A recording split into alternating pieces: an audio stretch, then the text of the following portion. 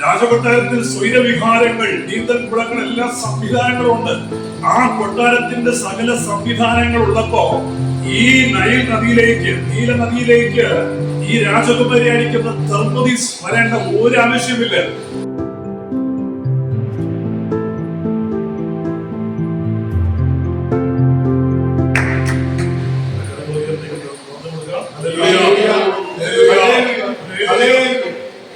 ദൈവനാമത്തിന് മഹത്വമുണ്ടാകട്ടെ. അനുഗ്രഹിക്കപ്പെടുന്നതുമായ ഈ നല്ല സന്ധ്യാസമയത്തിൽ അതുപോലെ നമ്മുടെ കൺവെൻഷന്റെ അനുഗ്രഹ പ്രാർത്ഥനയാണ്. വ്യാഴാഴ്ച ദിവസങ്ങളിൽ നടന്നുകൊണ്ടിരിക്കുന്ന ഈ പ്രാർത്ഥന ഒരുമിച്ചുകൊള്ളുവാൻ സർവശക്തനായ ദൈവം അവസരം നൽകിയിരിക്കുന്നതിന് ഓർമ്മ സ്തുതിക്കുന്നു. എല്ലാ ദൈവമക്കളെയും യേശുവിന്റെ നാമത്തിൽ എന്റെ വിനീതമായ സ്നേഹാദരം അറിയിക്കുന്നു. നമ്മുടെ പ്രാർത്ഥന ഈ ദിവസങ്ങളിൽ അതിപ്രധാനമുള്ളതാണ്. പ്രാർത്ഥനയ്ക്ക് വളരെ ശക്തിയുണ്ട്. പ്രാർത്ഥനയുടെ ഓരോ ദിവസങ്ങൾ കഴിയുമ്പോൾ, കഴിഞ്ഞ ആഴ്ചകളിൽ നിങ്ങൾ ഓർമ്മപ്പെടുത്തി, പ്രാർത്ഥന നടക്കുമ്പോഴേ ദൈവപ്രവൃത്തി നടന്നുകൊണ്ടേയിരിക്കും.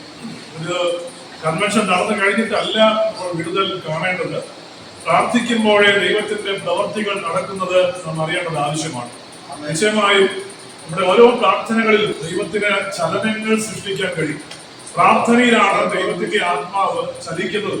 ദൈവത്തെ ചലിപ്പിക്കുന്ന പ്രാർത്ഥനകൾ ഈ വ്യാഴാഴ്ച ദിവസങ്ങൾ ഉയർന്നതിനാണ് ഞാൻ ദൈവത്തെ സ്തുതിക്കുകയാണ്. ഞാൻ കഴിഞ്ഞ ദിവസങ്ങളെല്ലാം ചിന്തിക്കുമ്പോൾ ഒരു കാര്യം, ദൈവത്തിന്റെ മുൻകാലങ്ങളിലെ പ്രവൃത്തികൾ തീർച്ചയായിട്ടും നമ്മൾ ആത്മാർത്ഥമായി ഒരുമിച്ചുള്ള ഐക്യതയുള്ള ഈ പ്രാർത്ഥനയിൽ ദൈവത്തിന്റെ പ്രത്യക്ഷമായ അടയാളങ്ങൾ കാണാൻ കഴിയും. എത്ര വിശ്വസിക്കുന്നുണ്ട്? നമ്മുടെ യോഗങ്ങളിൽ ദൈവത്തിന്റെ പ്രത്യക്ഷമായി ആദിമ നൂറ്റാണ്ടിൽ, 1-ാം നൂറ്റാണ്ടിലേക്ക്, അല്ലെങ്കിൽ ഉണർവിന്റെ കാലഘട്ടത്തിൽ 19-ാം നൂറ്റാണ്ടിലെ ഉണർവ് ആരംഭിക്കുന്ന സമയത്തെല്ലാം കർത്താവിന്റെ പ്രത്യക്ഷമായ ഇടപെടലുണ്ടായിരുന്നു. അത് ദൈവത്തിന്റെ പ്രവൃത്തി നമുക്ക് കണ്ണുകൊണ്ട് കാണാൻ പറ്റുന്ന നിലകളിൽ ദൈവത്തിന്റെ പ്രവൃത്തി നടക്കണം. അതിനുവേണ്ടി നമ്മൾ നിശ്ചയമായി നമ്മുടെ പ്രാർത്ഥന അതിന് കാരണമായി തീരട്ടെ എന്ന് ഞാൻ ആത്മാർത്ഥമായി പ്രാർത്ഥിക്കുന്നു. ഇന്ന് രാത്രി ദൈവവചന ചിന്തകൾക്ക് ആധാരമായി ഒരു വേദവചനം നമുക്ക് ചിന്തിക്കാം.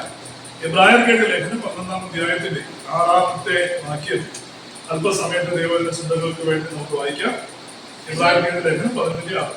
എന്നാൽ വിശ്വാസം കൂടാതെ ദൈവത്തെ പ്രസാദിപ്പാൻ കഴിയുന്നതല്ല. ദൈവത്തിന്റെ അടുത്ത് വരുന്ന ദൈവമുണ്ട് എന്നും എന്നെ അന്വേഷിക്കുന്നവർക്ക് പ്രതിഫലം കൊടുക്കുന്നു എന്ന് വിശ്വസിക്കേണ്ടതല്ലോ. ഇവിടെ എബ്രായർക്കെഴുതിയ ലേഖനം നമുക്കറിയാം, അപ്പോസ്തലൻ പൗലോസിന്റെ ലേഖനങ്ങളിൽ എടുത്തു പറയുന്ന ലേഖനമാണ് എബ്രായർക്കെഴുതിയ ലേഖനം. വിശ്വാസം കൂടാതെ ദൈവത്തെ പ്രസാദിപ്പിക്കുവാൻ കഴിയുന്നതല്ല. ഒരുവൻ ദൈവത്തിൽ വിശ്വസിക്കുന്നു, അല്ലെങ്കിൽ ദൈവത്തിന്റെ അടുക്കൽ വരുന്നവർക്ക് പ്രതിഫലം കൊടുക്കുന്നു എന്നും കൂടെ ദൈവത്തിൽ വിശ്വസിക്കുന്നു. അങ്ങനെ വിശ്വാസം ഒരു മനുഷ്യന്റെ ജീവിതത്തിന്റെ ആധാരമാണ്. ക്രിസ്തുവിലേക്ക് വരുന്ന ഒരു വ്യക്തിയുടെ ജീവന്റെ ആധാരമാണ് വിശ്വാസം. വിശ്വാസം കൂടാതെ ഒന്നും ചെയ്തെടുക്കാൻ പറ്റത്തില്ല. വിശ്വാസം കൂടാതെ ദൈവത്തെ ആരാധിക്കാൻ കഴിയത്തില്ല, പ്രാർത്ഥിക്കാൻ കഴിയത്തില്ല. വിശ്വസിക്കുന്നത് കൊണ്ടാണ് ഇന്ന് ഈ പ്രാർത്ഥന, ഈ കൂട്ടായ്മയിൽ, ഈ ഭവനത്തിനകത്ത് ഒരുമിച്ച് കൂടിയിരിക്കാൻ നമുക്ക് ഓരോരുത്തർക്കും കഴിയുന്നതിന്റെ കാരണം വ്യക്തിപരമായി നമ്മൾ വിശ്വസിക്കുന്നതുകൊണ്ടാണ്. ആരെങ്കിലും പറഞ്ഞൊരു വിശ്വാസമല്ല, വ്യക്തിപരമായി നാം അനുഭവിച്ച് അറിയുന്ന ഒരു വിശ്വാസമുണ്ട്. അത് ഉപദേശപരമായ വിശ്വാസമാണ്. ആ വിശ്വാസത്തിൽ അതിന്റെ രണ്ടാമത്തെ ഘട്ടമായിരിക്കുന്ന സൃഷ്ടിപരമായ വിശ്വാസം. ഉപദേശപരമായ വിശ്വാസമാണ് സാധാരണ ഒരു വ്യക്തിക്ക് ഹൃദയത്തിൽ ഉണ്ടാകുന്നത്. ആ വിശ്വാസം സൃഷ്ടിപരമായി മാറ്റപ്പെടണമെങ്കിൽ നാം കേൾക്കുന്ന വചനങ്ങൾ, റോമർക്കെഴുതിയ ലേഖനം 10:17 പറഞ്ഞിരിക്കുന്നത് പോലെ, ആകയാൽ വിശ്വാസം കേൾവിയാലും കേൾവി ക്രിസ്തുവിന്റെ വചനത്താൽ വരികയാണ്. ഒരു വചനം കേൾക്കുന്ന വ്യക്തിക്ക് വിശ്വാസം ഉണ്ടാകും. ആ വിശ്വാസം പ്രവൃത്തികളിലേക്ക് വെളിപ്പെടുവാൻ ആ വചനത്തിൽ നമ്മൾ മുറുകെ പിടിക്കുന്നവരാണെങ്കിൽ നിശ്ചയമായും ആ വിശ്വാസത്തിന്റെ പ്രവൃത്തി കാണാൻ കഴിയും. അതാണ് സൃഷ്ടിപരമായ വിശ്വാസം. വിശ്വാസത്തിന് അത്ഭുതങ്ങൾ സൃഷ്ടിക്കാൻ പറ്റും, രൂപാന്തരപ്പെടുത്താൻ പറ്റും.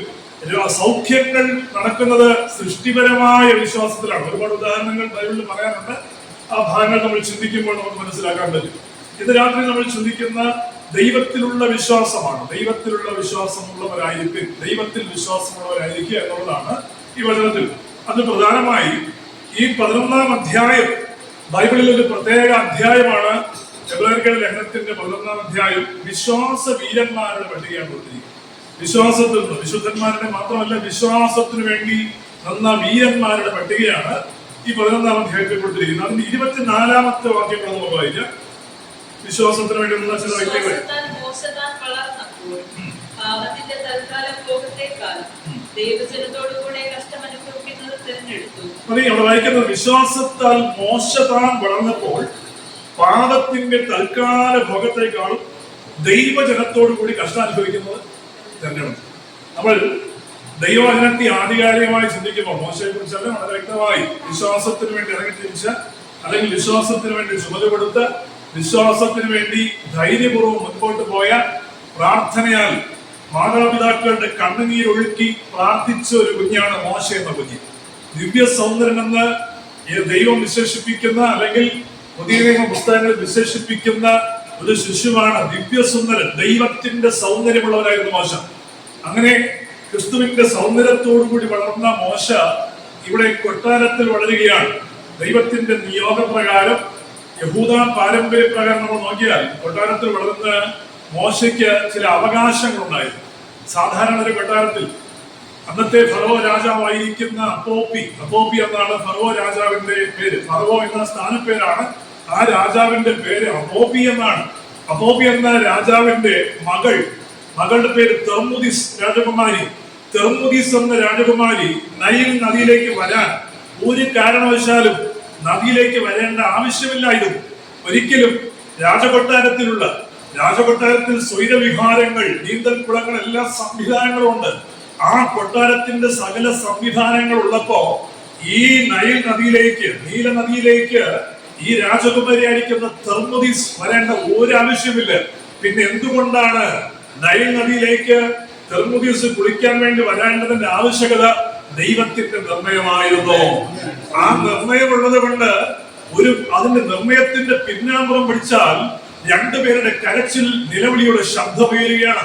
പുറപ്പാടിന്റെ പുസ്തകം പഠിക്കുമ്പോൾ നമുക്കറിയാം, അവിടെ അമ്രാം യോഖേബേദ് എന്ന ദമ്പതികൾ കുഞ്ഞിനെ കയ്യിലെടുത്ത് വെച്ചിട്ട് നിലവിളിക്കുകയാണ്. ചരിത്രം വ്യക്തമായി പറഞ്ഞിരിക്കുന്നു, കർത്താവേ ഞങ്ങളെ രക്ഷിപ്പാൻ, മിസ്രയീം എന്ന ഇരുമ്പുലയുടെ ആധിപത്യത്തിൽ നിന്ന്, അടിമത്തത്തിൽ നിന്ന് ഞങ്ങളെ രക്ഷിപ്പാൻ ഈ കുഞ്ഞിനെ ഒരു വിമോചകനായി എഴുന്നേൽപ്പിക്കണമെന്ന് കരയുകയാണ്. അതാണ് ദൈവം പറഞ്ഞിരിക്കുന്നത്. ഇസ്രായേലിന്റെ നിലവിളി ഞാൻ കേട്ടു, അവരുടെ കഷ്ടത ഞാൻ കണ്ടു. അത്രയ്ക്ക് യോസഫിനെ അറിയാത്തൊരു ഫറവോ രാജാവ് വന്നപ്പോൾ അതികഠിനമായ പീഡനങ്ങളുണ്ടായി. പ്രാർത്ഥനയ്ക്ക് ദൈവത്തോട് അടുക്കാൻ കഴിയാതെ അവർ വേദന അനുഭവിച്ചപ്പോൾ ദൈവസന്നിധി നിലവിളിക്കുകയാണ്. ഈ മോശ എന്ന കുഞ്ഞിനെ വേണ്ടി എടുത്ത് കൈവച്ച് കരയുകയാണ്. കാരണം 3 മാസം, വളരെ വ്യക്തമായി നമുക്ക് വചനം അറിയാം, പറഞ്ഞു പോകാം, അവിടെ 3 മാസം അവർ ഒളിപ്പിച്ച് നടത്തി. 3 മാസം എന്ത് ചെയ്യുന്ന അറിയാമോ? ആ കുഞ്ഞിനെ ഒളിപ്പിച്ച് വളർത്തി. ഇനി വീട്ടിൽ വളർത്താൻ പറ്റത്തില്ലെന്ന് പറഞ്ഞാണ്. ഇനി കരയാം. ഒരു അമ്മയ്ക്കും സ്വന്തം കുഞ്ഞിനെ കൊല്ലാൻ മടിയില്ല. പക്ഷെ ഇന്ന് രാവിലെ നമ്മൾ കേട്ട വാക്കെന്താണെന്ന് അറിയാമോ?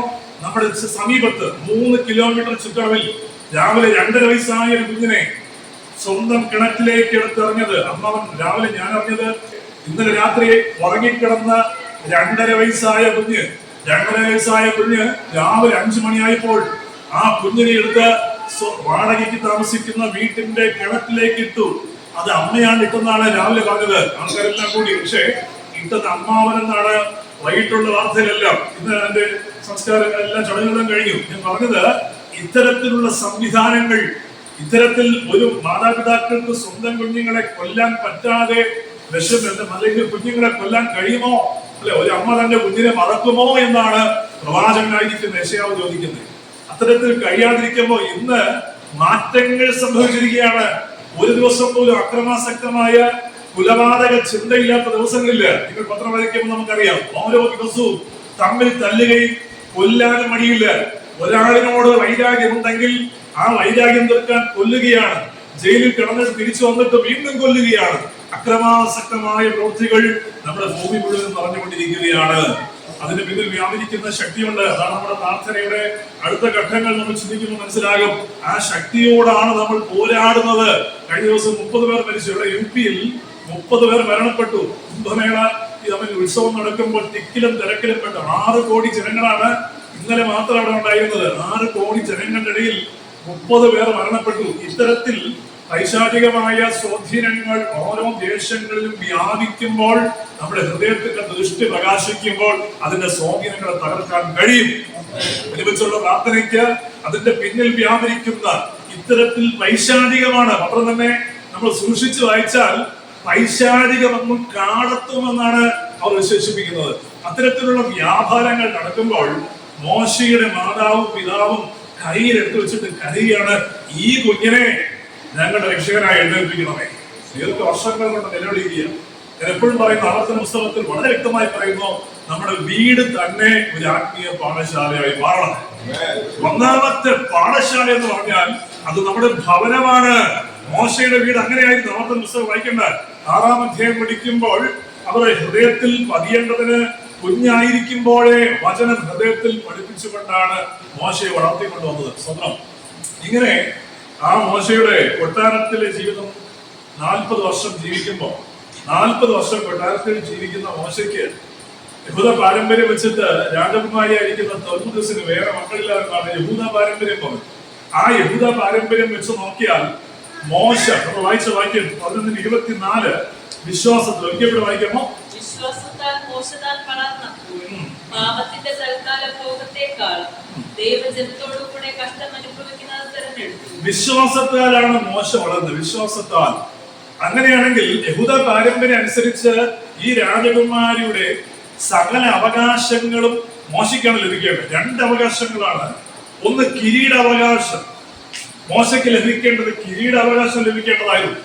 2ാമത്തെ അവകാശം സ്വത്തവകാശം.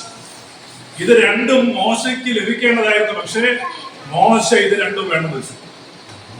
അടുത്ത വാക്യം അതാണ് പറയുന്നത്, പ്രതിഫലം നോക്കിയത് കൊണ്ട്. 25-ാം വാക്യം വായിക്കുന്നു. പ്രതിഫലം നോക്കിയത് കൊണ്ട് ഫറവോന്റെ പുത്രിയുടെ മകൾ എന്ന് വിളിക്കപ്പെടുന്നത് നിരസിക്കുകയും ഇസ്രായേലിലെ നിക്ഷേപങ്ങളെക്കാൾ ക്രിസ്തുവിന്റെ നിന്ന വലിയ ധനം എന്നെഴുതുകയും ചെയ്തു. പ്രതിഫലം നോക്കിയത് കൊണ്ട് ഫറവോന്റെ പുത്രിയുടെ മകൻ എന്ന് വിളിക്കപ്പെടുന്നത് നിരസിക്കുകയും ഇസ്രായേലിലെ നിക്ഷേപങ്ങളെക്കാൾ ക്രിസ്തുവിന്റെ നിന്ന വലിയ ധനമായി. അവിടെ 2 അവകാശങ്ങൾ നോക്കണേ. സാധാരണ ഒരു കൊട്ടാരത്തിൽ വളർന്നു വലുതായാൽ അതിന്റെ കീഴിൽ കിട്ടേണ്ട സകല സമ്പത്തും രാജ്യത്തിലെ ഏറ്റവും ഒന്നാമനായിട്ട് ജീവിക്കേണ്ട പദവിയാണ്. ഞാൻ വളരെ സൂക്ഷ്മമായി പരിശോധിച്ചപ്പോൾ 2 അവകാശം. ഒന്ന് കിരീടാവകാശം. രാജ്യത്തിലെ ഒന്നാമനാണ് കിരീടാവകാശം കിട്ടാൻ പോകുന്നത്. ഈ അവകാശം വേണ്ടെന്ന് വെച്ചു. കുറച്ചുകൂടി പറഞ്ഞ അടുത്ത സ്വത്തവകാശം. സകല സമ്പത്തുമായി കൊട്ടാരത്തിൽ നല്ല സുഖലോലുപനായി ജീവിക്കാമായിരുന്നു. പക്ഷേ ഈ 2 അവകാശം വേണ്ടെന്ന് വെച്ചു. എന്തിനു വേണ്ടിയാണ്? ക്രിസ്തുവിന്റെ നിന്ന ചുമക്കാൻ. ഹല്ലേലൂയ. ക്രിസ്തുവിന് വേണ്ടി ചുമല് കൊടുക്കാൻ, ക്രിസ്തുവിന്റെ നാമത്തിന് വേണ്ടി നിലകൊള്ളാൻ, അതിനുവേണ്ടി മുഖം ചുമക്കുന്ന ഒരു നിർണയം മോശയെ കുറിച്ചുണ്ടായിരുന്നു. അതുകൊണ്ടാണ് ഈ കൊട്ടാരത്തിലെ സൗഭാഗ്യങ്ങളെല്ലാം വിട്ടിറങ്ങിയിട്ട് താൽക്കാലികമായും ഈ ലോകത്തിന്റെ സുഖങ്ങൾ വേണ്ട എന്ന് വെച്ചിട്ട് ക്രിസ്തുവിന് വേണ്ടി ഇറങ്ങിത്തിരിക്കുകയാണ്. സ്വന്തം വിശ്വാസം ഉണ്ടെങ്കിൽ ക്രിസ്തുവിന് വേണ്ടി നിൽക്കുന്നവരെയും കരുതുന്ന ഒരു ലക്ഷണമുണ്ടെന്ന് വ്യക്തമായി വചനം പഠിപ്പിക്കുകയാണ്. കർത്താവിന് മുഖം ചുമക്കുമ്പോൾ നാം വിചാരിക്കുക ഈ ലോകത്തിന്റെ ഈ ഒരു തത്വമാണ് അപ്പോസ്തലൻ പൗലോസും അംഗീകരിച്ചത്, അല്ലെ? ഈ ലോകത്തിന്റെ സകലതും ചപ്പന്നും ചവറന്നും വെട്ടിക്കൊണ്ട് ക്രിസ്തുവിന് വേണ്ടി ചുമല കൊടുക്കാൻ ഒരു മടിയുമില്ലാതെയാണ് പൗലോസ് കൊണ്ടിരിക്കുന്നത്. അപ്പൊ ആ ധൈര്യപൂർവമായ വിശ്വാസം മോശയ്ക്ക് ഉള്ളത് കൊണ്ട് കഷ്ടം അനുഭവിക്കുന്നത് തിരഞ്ഞെടുക്കുന്നത് വളരെ പ്രയാസമാണ്. ഈ കാലഘട്ടത്തിൽ നാം ചിന്തിക്കുമ്പോൾ വിശ്വാസത്തിന് വേണ്ടി ചുമല കൊടുക്കുമ്പോൾ ദൈവവചനം പറഞ്ഞിരിക്കുന്നു കഷ്ടങ്ങൾക്ക് വേണ്ടിയാണ്, അല്ലെ? ഒന്ന് ഫിലിപ്പിയർക്കെഴുതിയ ലേഖനം 1-ാം അധ്യായത്തിന്റെ 29-ാമത്തെ വചനം പഠിക്കുമ്പോൾ അവിടെ പറഞ്ഞിരിക്കുന്നു കഷ്ടം അനുഭവിക്കാൻ നിങ്ങൾക്ക് വരം നൽകിയിരിക്കുകയാണ്. കഷ്ടം അനുഭവിക്കാൻ. അതുകൊണ്ട് നമ്മൾ അതിൽ കഷ്ടത വന്നു എന്നുള്ളത് ഒരിക്കലും നമ്മുടെ ജീവിതത്തിൽ നമുക്ക് കഷ്ടത എപ്പോഴും നല്ലതിനാണെന്ന് നമ്മൾ ചിന്തിക്കേണ്ടത് ആവശ്യമാണ്. ഏതെങ്കിലും ക്രൈസിസ് ഉണ്ടാകുമ്പോൾ, പ്രതിസന്ധി ഉണ്ടാകുമ്പോൾ, ഏതെങ്കിലും വ്യക്തികൾ കർത്താവിൽ വളർന്നിട്ടുണ്ടെങ്കിൽ, ഒരു ദൈവ മക്കൾ വളർന്നിട്ടുണ്ടെങ്കിൽ അത് പ്രതിസന്ധിയോടെ മാത്രമേ വളർന്നിട്ടുള്ളൂ. പ്രതിസന്ധികൾ നാം തഴച്ചു വളർന്നു വരേണ്ട വളമായിട്ട് മാറ്റപ്പെടുകയാണ്. പ്രശ്നം നമ്മെ തകർക്കാനല്ല. ഇവിടെ മോശയുടെ ജീവിതത്തെ പൂർണ്ണമായി ജനനത്തിൽ തന്നെ നശിപ്പിക്കാനുള്ള പദ്ധതി ഉണ്ടായിരുന്നു. ആ പദ്ധതിയെല്ലാം പൊളിച്ചുകൊണ്ടാണ് ദൈവം മോശയെ പുറത്തു കൊണ്ടുവന്നിരിക്കുന്നത്. ഏതെല്ലാം പദ്ധതികൾ ആവിഷ്കരിച്ച് ഒരിക്കലും പുറത്തു വരത്തില്ലെന്ന് വെല്ലുവിളിച്ചാലും അതിന്റെ നടുവിൽ ജീവനുള്ള ഒരു ദൈവം ഉണ്ടെന്ന് നമ്മൾ ഉറപ്പോടെ വിശ്വസിക്കണം. ആ വിശ്വാസം ഉള്ളതുകൊണ്ടാണ് ഈ ഭൂമിയിലെ ഒരു മനുഷ്യനും അവിടെ നൈൻഡറിൽ എറിഞ്ഞാലും ഇനി അവനെ കൊല്ലാൻ വേണ്ടി മറ്റെന്തെല്ലാം പദ്ധതികൾ ഏത് രാജാക്കന്മാർ ഒരിക്കലും ദൈവത്തിന്റെ പദ്ധതിയോടെ നശിപ്പിക്കാൻ കഴിയത്തില്ല. ദൈവത്തിന്റെ നിർണയം മാറ്റമില്ലാത്ത നിർണയം എന്നാണ് ദാനിയേലിന്റെ പുസ്തകത്തിൽ പറയുന്നത്. ഒരു കാര്യം വ്യക്തമായി നമ്മൾ അറിയിക്കണം, ദൈവം നമ്മെ കുറിച്ച് ഇവിടെ ഇരിക്കുന്ന ഒരു കൊച്ചു കുഞ്ഞുൾപ്പെടെ, ഇവിടെ ഇരിക്കുന്ന സിയാ മോൾ ഉൾപ്പെടെ എല്ലാവരെ കുറിച്ചും കർത്താവിന് നിർണയമുണ്ട്. ആ നിർണയമുള്ളത് കൊണ്ടാണ് ഈ പ്രാർത്ഥനയ്ക്ക് നമുക്ക് പങ്കെടുക്കാൻ കഴിയും. നിർണയമില്ലാതെ ആർക്കും കർത്താവിന്റെ ഇടയ്ക്ക് വരാൻ പറ്റത്തില്ല. കർത്താവ് ആകർഷിക്കാതെ ആർക്കും വരാനും പറ്റത്തില്ല. അങ്ങനെയാണെങ്കിൽ വിശ്വാസത്തിന് വേണ്ടി മോശ നിന്നപ്പോൾ വലിയ പ്രതിഫലം ദൈവം കൊടുക്കുകയുണ്ടായി. 40 വർഷം കൊട്ടാരത്തിൽ നിന്ന് ദൈവം അടുത്ത് പോകുന്നത് എവിടേക്കാണെന്ന് അറിയാമോ? 40 വർഷം അമ്മായിയമ്മന്റെ ആടുകളെ മേയ്ക്കാൻ വേണ്ടി പരിശീലിപ്പിക്കുക. ഇപ്പൊ കൊട്ടാരത്തിലെ ജ്ഞാനം കൊണ്ടോ സ്വന്തം കഴിവ് കൊണ്ടോ, അതായത് ഉപദേശപരമായ വിശ്വാസം കൊണ്ട് അത്ഭുതങ്ങൾ കാണാൻ പറ്റത്തില്ല. സ്വന്തമായ കഴിവ്, ഞാനെന്ന ചിന്താഗതി, ഞാനെന്നുള്ള ഭാവത്താൽ എന്റെ കഴിവാണ് എന്ന് അവകാശവാദങ്ങളാണ്. മോശ ഒരിക്കലും, മോശയുടെ സ്വന്തം ബുദ്ധി ഉണ്ടായിരുന്നു. മോശ ക്രിസ്തു ദൈവത്തിൽ നിന്ന് ജ്ഞാനമെല്ലാം ഉണ്ടായിരുന്നത് കൊണ്ട് ഒരു മിസ്രൈമിന് ഇസ്രായേലിൽ തമ്മിൽ വഴക്കുണ്ടായപ്പോൾ ഒറ്റ അടിയിൽ കാര്യം നടന്നു. സ്വന്തം ഇപ്പൊ കഴിവുണ്ട്, നല്ല അഭ്യാസിയാണ്. ആ പരിചയം കൊണ്ടൊന്നും കർത്താവിന്റെ നാമത്തിൽ ഒരു പരിചയ സമ്പന്നത കൊണ്ടൊന്നും നേടാൻ പറ്റത്തില്ല. ദൈവത്തിന്റെ കൃപയാണ് നാം ഓരോ ദിവസവും മുമ്പോട്ട് പോകുന്നത്. നാം എത്ര പേർക്ക് മനസ്സിലാവുന്നുണ്ട്? വിശ്വസിക്കുന്നവർക്ക് ദൈവത്തിന്റെ കൃപയാൽ സകലത്തെയും സാധ്യമാക്കി തീർക്കാൻ പറ്റും. യേശു അതിശയിച്ച 2 വിശ്വാസങ്ങൾ ബൈബിളിൽ നിന്ന് തന്നെ പറയാം. മത്തായിയുടെ സുവിശേഷം 8-ാം അധ്യായത്തിന്റെ 10-ാമത്തെ വാക്യത്തിൽ യേശു 2 പേരുടെ വിശ്വാസത്തിലാണ് ആശ്ചര്യപ്പെട്ടു പോയതും അതിശയിച്ചു പോയതും. ഒന്ന് ശതാധിപന്റെ വിശ്വാസം. മത്തായിയുടെ സുവിശേഷം 8-ാം അധ്യായത്തിന്റെ 10-ാമത്തെ വാക്യത്തിൽ അവിടെ എങ്ങനെയാണ്? ശതാധിപന്റെ വിശ്വാസം കണ്ടപ്പോ യേശു അതിശയിച്ചു പോയി, അല്ലെ? വാക്യം അത് കേട്ടിട്ട് യേശു അതിശയിച്ചു, ചെല്ലുന്നവരോട് പറഞ്ഞത്, ഇസ്രായേലിൽ കൂടെ ഇത്ര വലിയ വിശ്വാസം കണ്ടിട്ടില്ല എന്ന് ഞാൻ സത്യമായിട്ട് നിങ്ങളോട് പറയുന്നു. ഇസ്രായേലിൽ കൂടെ ഇത്ര വലിയ വിശ്വാസം ഞാൻ കേട്ടില്ല. അപ്പൊ യേശുവിനെ പോലും പിടിച്ചു നിർത്തുന്ന വിശ്വാസം ഉണ്ടെങ്കിൽ കർത്താവ് നമുക്ക് വേണ്ടി അവിടെ നിൽക്കുക തന്നെ ചെയ്യും. ശതാധിപന്റെ വിശ്വാസത്തിൽ യേശു തന്നെ ആശ്ചര്യപ്പെട്ടു പോവുകയാണ്, അതിശയിക്കുകയാണ്. ഇതുപോലെ തന്നെയാണ് സുറഫോനിക്കാരിയായ ഒരു സ്ത്രീ, അല്ലെ? ആ സ്ത്രീ, ഈ ശതാധിപന്റെ വിശ്വാസവും ഈ സുറഫോനിക്കാരിയുടെ സ്ത്രീയുടെ വിശ്വാസവും വളരെ വ്യത്യസ്തമാണ്. തന്റെ മകൾ ഭൂതബാധയാൽ പ്രയാസപ്പെടുന്ന അങ്ങ് ദൂരെയുള്ള മകൾക്ക് വേണ്ടി യേശുവിന്റെ അടുക്കൽ വരികയാണ്, ഒരു അത്ഭുതം സംഭവിക്കാൻ വേണ്ടി. എന്നാൽ യേശു എന്താണ് പറഞ്ഞത്? പറഞ്ഞ് തിരിച്ചയച്ചു, നീ പോ. അപ്പൊ പറഞ്ഞു, ഉടയവരുടെ മേശയുടെ നിന്ന് വീഴുന്ന അപ്പം കണ്ടോ? പറഞ്ഞ് തിരിച്ചയച്ചു. എന്നിട്ടും പോകുന്നില്ല. സൃഷ്ടിപരമായ വിശ്വാസം കണ്ടിട്ടേ ഞാൻ പോകത്തുള്ളൂ. എന്റെ ദൂരെയുള്ള മകൾക്ക് സൗഖ്യം വരികയാണ്. ഇവിടെ നിന്ന് പ്രാർത്ഥിക്കുമ്പോൾ അവിടെ ആയിരിക്കുന്ന മകൾക്ക് സൗഖ്യം ഉണ്ടാകും. ശതാധിപന്റെ മകനും അങ്ങനെയാണ് സംഭവിക്കുന്നത്. ഇന്നേ വരെ അങ്ങനെ ഒരു അത്ഭുതം നടന്നിട്ടുണ്ട്. സുവിശേഷങ്ങൾ പരിശോധിക്കാൻ കാണാൻ പറ്റും. അത് വിശ്വാസം ഉണ്ടാകാത്തതിന്റെ കാരണം ഇതുവരെ അങ്ങനെ നടന്നിട്ടില്ല. സാധാരണ യേശു ഒന്ന് തൊട്ട് സൗഖ്യമാക്കും, അല്ലെങ്കിൽ ചേറ് കുഴച്ച് കണ്ണിൽ വെച്ച് സൗഖ്യമാക്കും, അല്ലെങ്കിൽ മറ്റു തരത്തിലുള്ള അത്ഭുതങ്ങൾ നേരിട്ട് വന്ന് പ്രാർത്ഥിച്ച് സൗഖ്യമാക്കും. ഇത് ശതാധിപന്റെ അടുക്കലല്ല മകനുള്ളത്, അല്ലെ? ഒരു വാക്ക് കൽപ്പിച്ചപ്പോൾ അവിടെ വിടുതൽ നടക്കി. അങ്ങനെയാണെങ്കിൽ ഇന്ന് അധികമായി ക്രിസ്തുവിന്റെ വിശ്വാസത്തിൽ അന്ധമായി വിശ്വസിച്ചാൽ ദൈവത്തിന്റെ പ്രവൃത്തി ഇന്നും നടക്കുമെന്ന് ഞാൻ വിശ്വസിക്കുന്നു. ദൈവത്തിന് മാത്രമേ ചിലതിനെ ചലിപ്പിക്കാൻ കഴിയത്തുള്ളൂ. ഈ സുവിശേഷ യോഗങ്ങൾ നടക്കുമ്പോൾ നമ്മുടെ എപ്പോഴും വിശ്വാസത്തിന്റെ സാധാരണ വിശ്വാസത്തെക്കാൾ ഒരു പഴയ അസാധാരണമായ വിശ്വാസം നമുക്കുണ്ടാകും. ദീർഘവീക്ഷണത്തോടുകൂടി ക്രിസ്തു നമുക്ക് വേണ്ടി നമ്മുടെ വിശ്വാസത്തിൽ നിൽക്കുന്ന തരത്തിൽ ആ വിശ്വാസത്തിൽ നമ്മൾ അടിയുറക്കുകയാണെങ്കിൽ ദൈവത്തിന്റെ പ്രവൃത്തി നിശ്ചയമായി നടക്കും.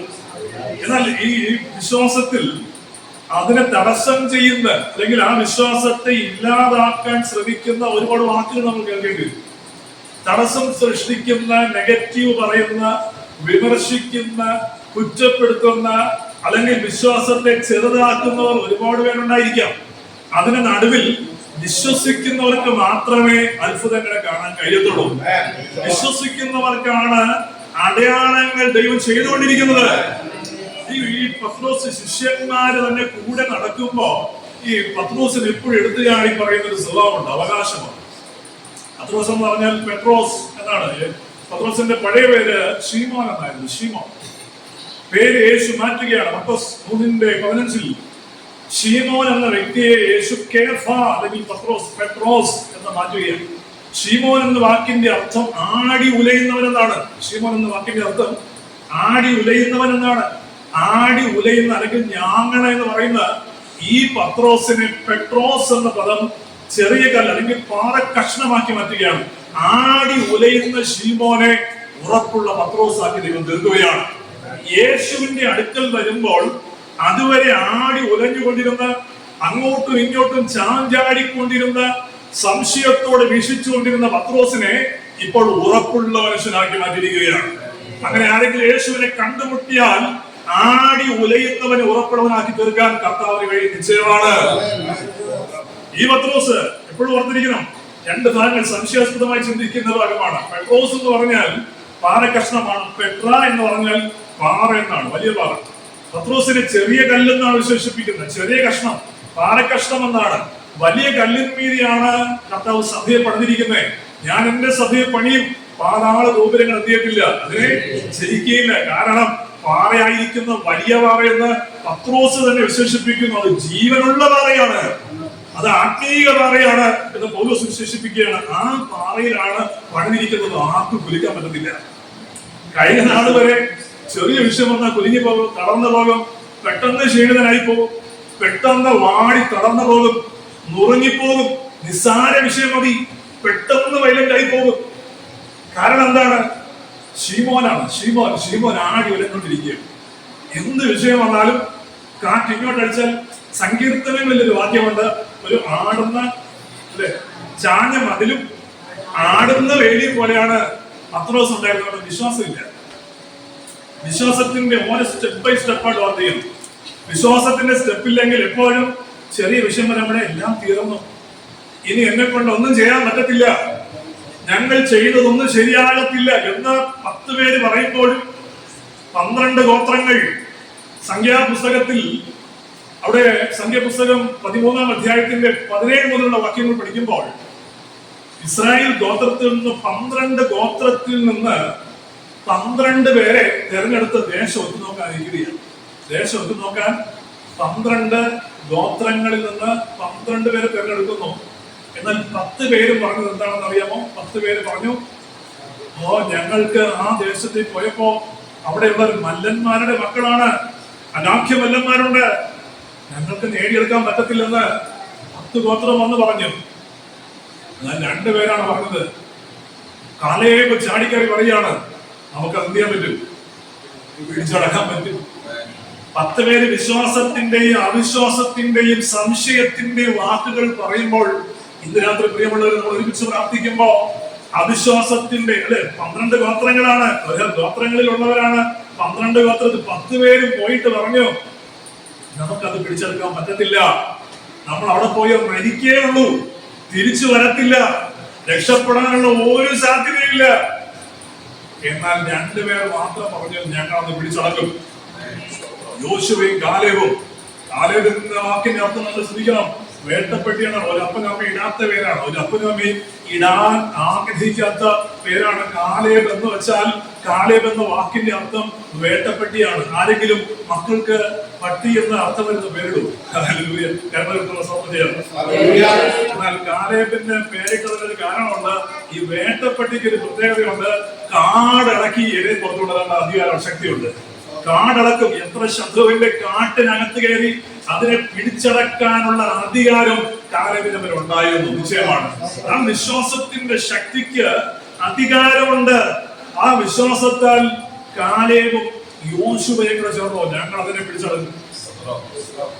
10 പേരുടെ വാക്ക് എന്തായിരുന്നു അറിയാമോ? 10 പേര് പറഞ്ഞു, നടക്കത്തില്ല, ഇത് ചെയ്യരുത്, ഇത് അസാധ്യം, ഇത് അസാധ്യമാണ്, ഇതെന്തിനാണ് സമയം പാഴാക്കുന്നത്, ഇതെന്തിനു ചെയ്യുന്നു എന്നൊക്കെ ചിന്തിക്കാറുണ്ട്. എന്നാൽ ഞാൻ പറയാം, 10 പേരുടെ വാക്കല്ല, ദൈവത്തിൽ വിശ്വാസമുള്ളവന്റെ ചുവടുവയ്പ് പുറകോട്ടല്ല, അവൻ മുമ്പോട്ട് ചുവടുവെച്ചുകൊണ്ടേയിരിക്കും.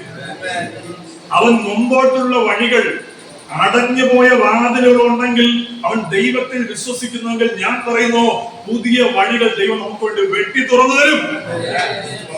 മനുഷ്യൻ ചിന്തിക്കും, ഇത് അടഞ്ഞുപോയി, കമ്പിക്ക് തീർന്നു പോയെന്ന് ചിന്തിക്കും, പൂർണ്ണമായി ഇനി സാധ്യതയില്ലെന്ന് പറയും. എന്നാൽ ഞാൻ പറയും, ക്രിസ്തുവിന്റെ വചനത്തിൽ പറഞ്ഞിരിക്കുന്നു, അസാധ്യത്തെ മാറ്റിത്തരാൻ സൃഷ്ടിപരമായ വിശ്വാസത്തിന് കഴിയും. അതല്ലേ പത്രോസിന്റെ അവകാശവാദം കൂടെ ചിന്തിക്കുമ്പോൾ നമുക്ക് മനസ്സിലാക്കാൻ കഴിയുന്നത്, പത്രോസിന്റെ അവകാശവാദത്തിൽ പത്രോസ് എപ്പോഴും അവകാശങ്ങൾ പറഞ്ഞിട്ട് അവസാനം പറയാണ്, യേശുവിന്റെ ക്രൂശീകരണത്തിന് മുമ്പായിട്ട് പത്രോസ് പറഞ്ഞൊരു കാര്യമുണ്ട്, ഞാൻ നിനക്ക് വേണ്ടി മരിക്കാനും കൂടെ, അത് വിശ്വാസത്തിൽ എന്ന് പറഞ്ഞല്ല, സ്വന്തത്തിൽ എന്ന് പറഞ്ഞതാണ് അവകാശവാദം. നിനക്ക് വേണ്ടി മരിക്കാൻ കൂടെ ഞാൻ തയ്യാറാണ്. ചിലതൊക്കെ പറയാറില്ലേ, ഞാൻ ക്രിസ്തുവിന് വേണ്ടി മരിക്കാൻ ഇറങ്ങി നടക്കുന്നു. ഇത് വിശ്വാസത്തിൽ നിന്ന് വരുന്നതല്ല, അവകാശവാദം. കാര്യത്തിൽ അടക്കം എന്ത് സംഭവിക്കുന്ന അറിയാമോ? പത്രോസ് എന്ത് സംഭവിക്കുന്ന അറിയാമോ? യേശു പറഞ്ഞു, നീ എന്നെ കോഴി കൂതുന്ന മുമ്പ് 3 പ്രാവശ്യം പറയും. വിശ്വാസത്തിൽ പറഞ്ഞത് അത് അങ്ങനെ സംഭവിക്കും.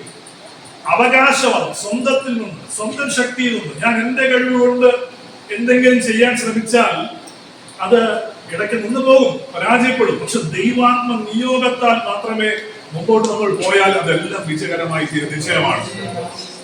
പത്രോസിന്റെ അവകാശവാദം അവിടെ പിന്നീട് പരാജയപ്പെട്ടു പോയി. പത്രോസ് 3 പ്രാവശ്യം യേശുവിനെ അറിയത്തില്ലെന്ന് മാറ്റി പറയുകയുണ്ടായി. എന്നാൽ നമ്മൾ ക്രിസ്തുവിന് വേണ്ടി ഈ നാളിൽ അതിധൈര്യമായി ഉറച്ചു നിന്നാൽ ആടി ഉലയുന്നവരായിട്ടല്ല, വിശ്വാസത്തിന് വേണ്ടി ചുമല കൊടുക്കുന്ന നമ്മെ ദൈവം ഉറപ്പുള്ളവരാക്കി മുമ്പോട്ട് കൊണ്ടുപോവുകയാണ്. കടന്നു പോകേണ്ട ആവശ്യമില്ല. പ്രാർത്ഥിക്കുന്ന വിഷയങ്ങൾ ഏതുമായിക്കൊള്ളട്ടെ, നാം ദൈവസന്നിധിയിൽ അപേക്ഷിക്കുന്ന കാര്യങ്ങളിൽ ഈ നാളിൽ വിശ്വാസത്തിന്റെ പ്രഖ്യാപനങ്ങൾ നടത്തുമ്പോൾ അത് നമ്മുടെ കണ്ണുകൾ കൊണ്ട് കാണാൻ കഴിയണം. ദൈവം ചെയ്യും നിശ്ചയമാണ്. ദൈവത്തിന്റെ ഇഷ്ടം പ്രവർത്തിക്കാൻ ശക്തിയുണ്ട്. വിശ്വാസത്തിന്റെ വാക്കുകളിൽ അധിഷ്ഠിതമായ ദൈവപ്രവൃത്തിക്ക് ഏതെങ്കിലും ഒരു വ്യക്തി സമർപ്പിക്കപ്പെട്ടിട്ടുണ്ടെങ്കിൽ നിശ്ചയമായും യുദ്ധം നടക്കുന്ന സമയത്ത് പുറപ്പാടിന്റെ പുസ്തകം 17-ാം അധ്യായത്തിന്റെ 8 മുതലുള്ള വാക്യങ്ങൾ പഠിക്കുമ്പോൾ രഫീദീമിൽ അമാലേക്യരുമായിട്ട് യുദ്ധം നടക്കുകയാണ്. യുദ്ധം നടക്കുമ്പോൾ മോശ യോശുവയോട് പറയുകയാണ്, നീ യുദ്ധം ചെയ്യാനുള്ള തയ്യാറെടുപ്പുകൾ നടത്താൻ. ജാതീയ ശക്തികളിൽ വെച്ച് ഏറ്റവും വലിയ ശക്തിയാണ് അമോലേക്യരുടെ ശക്തിയാണ് ജാതീയ ശക്തികളിൽ ഏറ്റവും ഉയർന്നതെന്ന് വ്യക്തമായി പഠിപ്പിക്കുകയാണ്. അമോലേക്യരുമായിട്ടുള്ള യുദ്ധത്തിന് തയ്യാറെടുക്കുമ്പോൾ മോശ യോശുവയോട് പറയുകയാണ്. പുറപ്പാടിന്റെ പുസ്തകം അതൊന്ന് ജസ്റ്റ് വായിച്ചിട്ട് ഞാൻ വിശ്വാസത്തിൽ ഒന്ന് നിർത്താൻ ആഗ്രഹിക്കുകയാണ്. പുറപ്പാടിന്റെ പുസ്തകം അതിന്റെ 17-8 മുതലുള്ള 1-2 ഭാഗങ്ങൾ വായിക്കാം. രഫീദീമിൽ വെച്ച് അമാലേക്ക് വന്ന് ഇസ്രായേലിനോട് യുദ്ധം ചെയ്തു. അപ്പോൾ മോശ യോശുവയോട്, നീ ആളുകളെ തിരഞ്ഞെടുത്ത് പുറപ്പെട്ട് അമാലേക്കിനോട് യുദ്ധം ചെയ്യുക. ഞാൻ നാളെ കുന്നിൻ മുകളിൽ ദൈവത്തിന്റെ വടി കയ്യിൽ പിടിച്ചുകൊണ്ട് നിൽക്കുമെന്ന് പറഞ്ഞു. അപ്പോ മോശ യോശുവയോട് പറയാണ്, നീ അവരുമായിട്ട് യുദ്ധം ചെയ്യാൻ റെഡിയാക്കും. ഞാൻ കുന്നിന്റെ മുകളിൽ എന്ത് ചെയ്യും? വടിയും പിടിച്ചുകൊണ്ട് അവിടെ നിൽക്കുകയാണ്. അപ്പോഴാണ് ദൈവം പറഞ്ഞൊരു കാര്യമുണ്ട്. എന്താ പറഞ്ഞതെന്ന് അറിയാമോ? മോശയുടെ കൈ ഉയർന്നിരിക്കുമ്പോ ഇസ്രായേൽ ജനത്തിന് എന്തുണ്ടാകും? വിജയമുണ്ടാകും. മോശയുടെ കൈ താഴ്ന്നാൽ അമോലേക്യം ചെയ്യും. അപ്പൊ രാവിലെ തൊട്ട് വൈകിട്ട് വരെ 2 കൈ തിരിക്കണം. സ്വന്തം ഞാൻ വ്യക്തമായി പഠിച്ചു. നമ്മൾ കൈ ഉയർത്തി ആരാധിക്കുന്നത്, കൈ അടിക്കുന്നത് എല്ലാം ദൈവത്തിന്റെ വചനത്തിന്റെ ക്രമമാണ് കേട്ടോ. അതിലെല്ലാം എബ്രായ പദങ്ങൾ ഒന്നൊന്നായിട്ട് പറഞ്ഞിട്ടുണ്ട്. അതുകൊണ്ട് കൈ അടിച്ച് ആരാധിക്കുന്നത്, കൈ ഉയർത്തുന്നത് കംപ്ലീറ്റ് സമർപ്പണമാണ്. ഇതെല്ലാം പഠിക്കുമ്പോൾ നമുക്ക് മനസ്സിലാവും. എത്ര മണിക്കൂർ ദൈവത്തെ ആരാധിക്കുന്നതനുസരിച്ച് അതിന്റെ മഹത്വം നമ്മിലേക്ക് ഇറങ്ങി വരും. നിശ്ചയമാണ്. ക്രിസ്തുവിന്റെ മഹത്വം കാണണമെന്ന് ആഗ്രഹിക്കുന്നത് അതൊക്കെ പൗലോസ് മണിക്കൂറുകൾ കർത്താവിന്റെ സന്നിധിയിൽ ദൈവസന്നിധി മുട്ടുന്നത്, പ്രാർത്ഥിക്കുന്നത്, കൈ ഉയർത്തുന്നത്, കൈ അടിക്കുന്നത്, കൈ മലർത്തുന്നത്, ഇതെല്ലാം ഓരോ അർത്ഥം, എബ്രായ പദത്തിൽ ഓരോ അർത്ഥം എടുത്തിട്ടുണ്ട്. അപ്പോൾ ഞാൻ അതൊന്ന് വിശദീകരിക്കാൻ പറ്റുന്നത് ഞാൻ പറഞ്ഞത്, ഇവിടെ മോശയുടെ കൈ ഉയർന്നിരിക്കുമ്പോൾ ഇസ്രായേൽ എഴുതിയാണ്. അതുകൊണ്ട് കുറച്ച് സമയം കഴിഞ്ഞപ്പോ മോശയുടെ കൈ പലപ്പോഴും താഴ്ന്നു അമലേക്ക് ജയിക്കാൻ തുടങ്ങി. ഇസ്രായേൽ പോകും, എല്ലാ ജനങ്ങളും കൊല്ലും. കാരണം അവിടെ വിളിച്ചോട്ട് വന്നതാണ് ഇസ്രായേൽ. കുറച്ച് സമയം കഴിഞ്ഞപ്പോ ഒരു കൈ താങ്ങാൻ വേണ്ടി ഒരു കല്ലെടുത്ത് വെച്ചിട്ട് അഹരോൻ ചെയ്തു. മറ്റേ കൈ താങ്ങാൻ വേണ്ടി ഊരുപുടയിൽ. യഹൂദ പാരമ്പര്യം വെച്ച് നോക്കിയാൽ മിരിയാമിന്റെ ഭർത്താവാണ് ഹൂദ് എന്ന് പറയുന്നത്. ബൈബിളിലില്ല, യഹൂദ പാരമ്പര്യമാണ്. അങ്ങനെയാണെങ്കിൽ 2 പേരും കൂടെ കൈ താങ്ങിയിരിക്കുന്നു. സൂര്യ അസ്തമിക്കുന്നത് വരെ എന്ത് ചെയ്തു? കൈ താങ്ങി വെച്ചിരുന്നപ്പോ അവസാനം ഇസ്രായേലിന് വിജയമുണ്ടായി. ദൈവത്തിന്റെ പക്ഷത്ത് യുദ്ധം ചെയ്യാതെ വിജയിക്കുവാൻ ദൈവം നമുക്ക് വേണ്ടി ഇറങ്ങി വരും. നിശ്ചയമാണ്. ചില സന്ദർഭങ്ങളിൽ നാം യുദ്ധം ചെയ്യാൻ പോകുന്നതാണ്. യഹോശഫാത്തിന്റെ കാലത്ത് യുദ്ധം ചെയ്യാൻ അവർ പോകേണ്ടി വരത്തില്ല. ദൈവം മുമ്പാകെ പ്രാർത്ഥിക്കുന്നവൻ, പർവ്വതത്തിന്റെ മുകളിൽ പ്രാർത്ഥിക്കുന്നവന് വേണ്ടി യുദ്ധം ചെയ്യാൻ യഹോവ അവിടെ ഇറങ്ങി വരികയാണ്. നമുക്ക് വേണ്ടി യുദ്ധം ചെയ്യാൻ നമ്മുടെ കാര്യങ്ങളിൽ ഇടപെടുന്ന ദൈവമാണ്. നമ്മുടെ വിഷയങ്ങൾ ഞാൻ കഴിഞ്ഞ ആഴ്ചയിൽ ആ കാര്യം നമ്മളിവിടെ പ്രാർത്ഥിച്ച ഓർമ്മപ്പെടുത്തി. നാം ഇവിടെ പ്രാർത്ഥിക്കുമ്പോൾ കൺവെൻഷന് പ്രാർത്ഥിക്കുമ്പോ ദൈവം നമ്മുടെ കാര്യങ്ങളിൽ ഇടപെടും, നമ്മുടെ വിഷയങ്ങളിൽ ഇടപെടും, നമ്മുടെ വ്യക്തിപരമായ വിഷയങ്ങളിൽ ഇടപെടും. നിശ്ചയമായും അവിടെ മോശയുടെ കൈ ഉയർന്നിരുന്നപ്പോൾ ആ മോശയുടെ കൈ താങ്ങിയവരെയും കൂടെ ദൈവം അനുഗ്രഹിച്ചു. കൈത്താങ്ങൽ കൊടുക്കുന്ന അല്ലെ, ഏതൊരു കാര്യങ്ങൾക്കും കൈത്താങ്ങൽ കൊടുത്താൽ അതിനും പ്രതിഫലം കിട്ടും. എന്താ പ്രതിഫലം കിട്ടിയെന്ന് അറിയാമോ? പുറപ്പാടിന്റെ പുസ്തകം 31:3 പറഞ്ഞിരിക്കുന്നു, ഹൂരിന്റെ മകനായ ഊരിയുടെ മകനായ ബസലേൽ, സ്വത്രം എന്ന് വായിച്ചേ, ഊരിയുടെ മകൻ ബസലേലിനെ പേർ ചൊല്ലി വിളിച്ചിരിക്കുന്നു. അവൻ കൗശല പണികളെ സങ്കല്പിച്ച് ചെയ്യുവാനും പൊന്ന്, വെള്ളി, താമ്രം എന്നിവ കൊണ്ട് പണി ചെയ്യുവാനും രത്നം വെട്ടി പതിപ്പാനും മരത്തിൽ കൊത്തുപണി ചെയ്യുവാനും സകലവിധമായ പണിതരം ഉണ്ടാക്കുവാനും ഞാൻ അവനെ ദിവ്യ ആത്മാവിനാൽ ജ്ഞാനവും ബുദ്ധിയും അറിവും സകലവിധ സാമർഥ്യവും കൊണ്ട് നിറച്ചിരിക്കുന്നു. ദൈവത്തിന്റെ കൈതാങ്ങിയവരുടെ മക്കളെ, അവരുടെ കൊച്ചുമക്കളെയും കൂടെ ദൈവത്തിരിക്കുന്നു, ദിവ്യാത്മാവിനാൽ നിറച്ചിരിക്കുകയാണ്. അല്പസമയം കൈതാങ്ങിയതേ ഉള്ളൂ, ദൈവം അവരുടെ തലമുറകളെ അനുഗ്രഹിക്കാൻ തുടങ്ങി. സമാഗമന കൂടാരം പണിയാൻ ഒന്നാമനാണ് ബസലേൽ. അത് കഴിഞ്ഞിട്ടാണ് ഒഹൊലീബിനെ ദൈവം ഏൽപ്പിക്കുന്നത്. ഒന്നാമനാണ്, ദിവ്യജ്ഞാനം കൊണ്ട് നിറയ്ക്കും. കർത്താവിന് വേണ്ടി മുട്ടുമടക്കിയാൽ ഈ ലോകത്തിന്റെ ജ്ഞാനത്തെക്കാൾ ഏറ്റവും ശ്രേഷ്ഠമായ ജ്ഞാനം ദൈവം നമുക്ക് തരും, നിശ്ചയമാണ്. മറ്റുള്ളവർക്ക് ലഭിക്കാത്ത ജ്ഞാനം തരും, വേറെ ആർക്കും ലഭിക്കാത്ത, ഈ ലോകത്ത് പണ്ഡിതന്മാർക്ക് കിട്ടാത്ത, ഈ ലോകത്തിന്റെ സകല സവിശേഷതകളേക്കാൾ ജ്ഞാനമുള്ള ഏറ്റവും ശ്രേഷ്ഠമുള്ള ദിവ്യാത്മാവിനാൽ ദൈവം നമ്മെ നിറയ്ക്കുക തന്നെ ചെയ്യും. കർത്താവിന് വേണ്ടി ഓടിയാൽ, അധ്വാനിച്ചാൽ, സുവിശേഷ യോഗങ്ങൾ നടത്തുമ്പോൾ ഒന്ന് പ്രാർത്ഥിച്ചാൽ, ഒരാളോട് സുവിശേഷം പറഞ്ഞാൽ നമ്മെ മാത്രമല്ല തലമുറകളെയും കൂടെ ദൈവം അനുഗ്രഹിക്കാൻ തുടങ്ങും. ഇനി അഹരോന്റെ കുടുംബം പിടിച്ചാൽ നമുക്കറിയാം, പൗരോഹിത്യ ശുശ്രൂഷയിൽ ഒന്നാമത്തെ കുടുംബമാണ് അഹരോന്റെ കുടുംബം. അഹരോന്റെ തലമുറകളെ ശുശ്രൂഷയ്ക്ക് വേണ്ടി ദൈവം വേർതിരിക്കുകയാണ്. അങ്ങനെയാണെങ്കിൽ കൈത്താങ്ങിയവരുടെ മക്കളെ ദൈവം അനുഗ്രഹിക്കാൻ നിശ്ചയം അവരുടെ തലമുറകളെ ഒന്നൊന്നായിട്ട് ദൈവം അനുഗ്രഹിക്കും. ക്രിസ്തുവിന് വേണ്ടി ആത്മാർത്ഥമായി സംശയിക്കാതെ, അവൻ അവകാശവാദങ്ങൾ മാത്രം പറയാതെ സൃഷ്ടിപരമായ വിശ്വാസത്തിൽ അടിയുറച്ചാൽ നിശ്ചയമായും നമ്മുടെ കുടുംബത്തിനകത്ത് ദൈവം പ്രവർത്തിക്കുന്നത് കാണാൻ പറ്റും. ദേശത്തിന് വേണ്ടി നമ്മൾ പ്രാർത്ഥിക്കുന്നത്, ദേശത്തിലും നാം നിമിത്തം അല്ലെ ക്രിസ്തുവിന്റെ ക്രൂശ് ചുമക്കാൻ അല്പസമയം ലിബിയക്കാരനായിരിക്കുന്ന ശിമോൻ അവന് നിർബന്ധിച്ചാണ് വയലിൽ നിന്ന് കയറി വന്ന ശിമോനോട് പറഞ്ഞു, നീ അല്പസമയം എന്ത് ചെയ്യുക, അല്പസമയം ക്രിസ്തുവിന്റെ ക്രൂശ് ചുമക്കാൻ പറഞ്ഞു. കറുത്ത വർഗ്ഗക്കാരനാണ്, ആര് കണ്ടാൽ ഇഷ്ടപ്പെടത്തില്ല, സൗന്ദര്യം കണ്ടാലില്ല. എന്നാൽ അല്പസമയത്തേക്ക് ശിമോൻ ക്രൂശ് ചുമക്കാൻ തയ്യാറായപ്പോൾ ദൈവം ശിമോനെയും അവന്റെ തലമുറയും അവന്റെ രാഷ്ട്രത്തെ അനുഗ്രഹിച്ചു. രണ്ട് മക്കളെ അനുഗ്രഹിച്ചു. റോമലേഖനത്തിൽ പൗലോസ് എടുത്തു പറഞ്ഞിട്ടുണ്ട്, അലക്സാണ്ടർ റൂഫസ് എന്ന് ഒരാൾ ഗവർണറായി, ഒരാൾ വലിയൊരു ബിസിനസ്സുകാരനായി പറയും. ഞാൻ പറഞ്ഞത്, ക്രിസ്തുവിന് വേണ്ടി ചുമല് കൊടുക്കുമ്പോൾ കർത്താവ് നമ്മെയും നമ്മുടെ തലമുറകളെയും കൂടെ കർത്താവ് ഓർക്കുന്ന ഒരു ദിവസമുണ്ട്. ഒരിക്കലും മറന്നു കളയത്തില്ല. കർത്താവിന് വേണ്ടി പ്രാർത്ഥിക്കാൻ, ഒരുമനപ്പെട്ട് പ്രാർത്ഥിക്കാൻ, ഒരു മനസ്സോടെ പ്രാർത്ഥിക്കാൻ. ഞാൻ ഈ ദിവസങ്ങളിൽ ചിന്തിക്കുന്നത്, നിശ്ചയമായി മോശ ചെയ്തതുപോലെ ഈ വാഴ്ച വചനത്തിലേക്ക് വന്ന് പ്രാർത്ഥിക്കുകയാണ്. മോശ ചെയ്തത് വിശ്വാസത്താൽ താൽക്കാലിക ഭവങ്ങളെ വിട്ടറങ്ങി. ഈ മോശ ആദ്യമായിട്ട് ദൈവത്തിന്റെ അടുക്കലേക്ക് കയറി പോകുമ്പോൾ, ദൈവത്തിന്റെ കൽപ്പനകൾ എഴുതി കൊടുക്കുമ്പോൾ, ആ കൽപ്പനയും കൂടെ താഴെ വരുമ്പോ ഇവിടെ ജനമെല്ലാം വിഗ്രഹങ്ങളെ ആരാധിക്കുകയാണ്. അവർ വിഗ്രഹങ്ങളുടെ നാട്ടിൽ കിടന്നതാണ്. അതുകൊണ്ട് വിഗ്രഹങ്ങളെ ആരാധിച്ചപ്പോ മോശയ്ക്ക് പഴയ കോപം, ശുഭ്രകോപം, കയ്യിരുന്ന പലകെല്ലാം ആടുത്ത ഇത് ദൈവം പറഞ്ഞു വിട്ടതാണ്. അവിടെ മലയിൽ ഇരിക്കുമ്പോൾ ദൈവം പറഞ്ഞു, നീ താഴെ പോകുമ്പോ അവരവിടെ വിഗ്രഹങ്ങളെ ആരാധിക്കുന്നത് കാണും. ഇത് പറഞ്ഞു വിട്ടതാണ്. പക്ഷെ ഇവിടെ വന്നപ്പോ ദേഷ്യം കൂടി. കയ്യിരുന്ന ദൈവം എഴുതി കൊടുത്ത കൽപ്പനയാണ്. ദൈവം എഴുതി കൊടുത്ത കൽപ്പന എന്ത് ചെയ്തെന്ന് അറിയാമോ? മോശയെടുത്ത് അടിച്ചുടച്ചു. രണ്ടാമത് ആവർത്തന പുസ്തകത്തിൽ വായിക്കുന്നില്ല, ആവർത്തന പുസ്തകത്തിൽ പറയുന്നു, മോശ ദൈവസന്നിധി വീണ് കിടക്കുകയാണ്. എനിക്ക് ഏറ്റവും ഇഷ്ടപ്പെട്ട പദമാണ്, നമ്മൾ ദൈവസന്നിധിയിൽ വീണ് കിടന്ന് പ്രാർത്ഥിക്കാൻ. പ്രാർത്ഥനയ്ക്ക് വേണ്ടി ആടിയുറച്ച് ദൈവസന്നിധിയിൽ വീണ് കിടക്കുകയാണെങ്കിൽ ദൈവം തന്റെ ജനത്തിന് വേണ്ടി അടുത്ത നിമിഷം എഴുന്നേൽക്കുന്നത് കാണാൻ പറ്റും. ഒരു പ്രാവശ്യം മോശയുടെ അവിവേക നിമിത്തം ശുഭ്രകോപിയായിരുന്ന മോശയുടെ കോപം ദൈവം മാറ്റാൻ വേണ്ടി വീണ്ടും ദൈവം പറയുന്നു, നീ തന്നെ ഒരു പരവെട്ടിക്കൊണ്ടുവാ. സ്വത്രം നമ്മുടെ എല്ലാ ഭാഗങ്ങളെയും ക്രിയ ചെയ്യുന്നവനാണ് ദൈവം. എല്ലാ സാഹചര്യങ്ങളെയും നമ്മുടെ സ്വഭാവിക രൂപീകരണം പോലും വിശ്വാസത്താൽ മാറ്റിക്കൊണ്ടുവരാൻ കഴിയുന്നതാണ് ദൈവം നമ്മുടെ മേൽ പകർന്നിരിക്കുന്ന വിശ്വാസം. വീടുകളും പ്രാർത്ഥിക്കുകയാണ്. അതേപോലെ ആത്മാവിൽ പ്രാർത്ഥിക്കുക. ആ ദൈവത്തിന്റെ മനുഷ്യരുടെ മുമ്പിലല്ല വീണ്ടെടുക്കുന്നത്, ദൈവത്തിന്റെ മുമ്പാകെ വീണ്ടെടുക്കുകയാണ്. ഏത് വിഷയങ്ങൾക്ക് പരിഹാരം തരാൻ കർത്താവിന്റെ സന്ധിയിൽ ദാനിയേലിനെ പോലെ വീട് കിടക്കാൻ അവൻ കുറ്റമില്ലാത്ത മനസ്സാക്ഷിയോടെ കർത്താവിന്റെ സന്ധിയിൽ വീട് കിടക്കുകയാണെങ്കിൽ ദൈവം തന്റെ ജനത്തെ രക്ഷിക്കുന്നതോടെ കാണാൻ പറ്റും. പരാജയപ്പെട്ടു പോകുമെന്ന് വിഷയങ്ങളിലെല്ലാം നമ്മൾ ഭാരപ്പെടുകയാണെങ്കിൽ കർത്താവിന്റെ മുമ്പാകെ പ്രാർത്ഥിച്ചാൽ ദൈവം നമുക്ക് പ്രവർത്തിക്കുന്നത് കാണാൻ പറ്റും.